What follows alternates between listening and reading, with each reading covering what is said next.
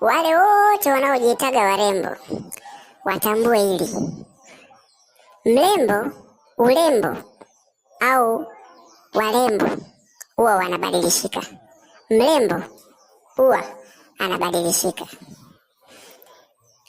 Wale ambao ni wazuri hawabadilishiki, wanazidi kutamalaki, yaani kukua zaidi.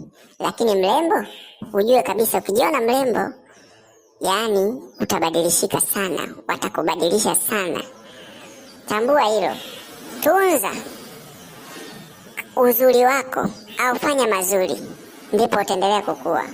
Lakini wewe kama utajiona ni mrembo, utatumika sana. Ni kwa sababu warembo wengi hawaolewi, ni kwa sababu wao wanatumika tu. Leo atachukua huyu, ataenda kumpamba mara moja ndani. Nadhani mwenyewe chumba chako huo unakibadilisha. Leo umetandika shuka hii, kesho utabadilisha. Ile inaitwa urembo.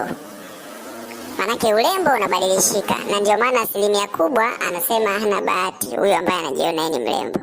Kumbe ajui yeye ni kitu kama shuka tu. Mtu leo anatandika, kesho anabadilisha, kesho kuta anatandika shuka hili, anabadilisha. Yaani kwa ajili tu ya kuweka mazingira sawa kwa wakati ule tu. Wakati wake utakavyoisha anaondolewa. Kwa hiyo wadada wengi, naomba mlinde, mtengeneze mazuri. Usione kuwa wewe ni mrembo. Mrembo unabadilishika tu.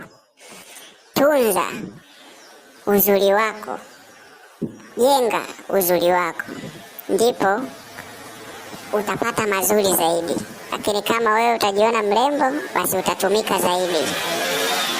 Ndio maana shuhudia wadada wengi utakuta hawajaolewa na wanasema hana bahati, na wakati ukimwangalia kwa macho hivi unasema ana sifa zote za kuolewa. Lakini kwa sababu yeye ni mrembo, na matajiri wengi wanataka tu kwa ajili tu ya kutoka naye kwa sababu ya urembo wake tu, yaani ya muonekano, lakini sio kwa muda mrefu. Ukiona wewe mwanamke umeolewa, basi kuwa wewe una bahati sana na unathaminika. Mwanaume kakuweka ndani, jione wewe ni princess.